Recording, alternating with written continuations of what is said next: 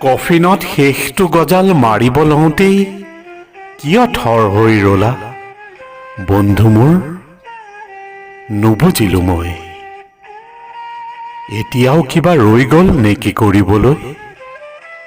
কোৱা হয়তো আৰু দুটামান কবিতা শেষ জানো আছে কবিতাৰ য'ত নাই ক্লেশ নাই কোনো বিদ্বেষ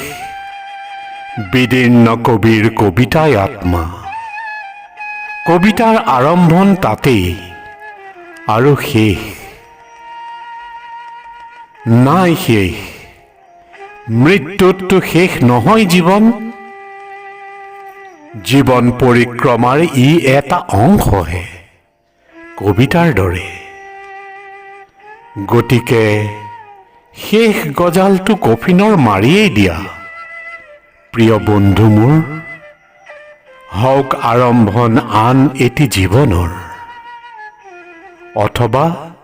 সমাপ্তি পিছত পুনৰ গমনৰ সেই পৰিক্ৰমাতেই হ'ব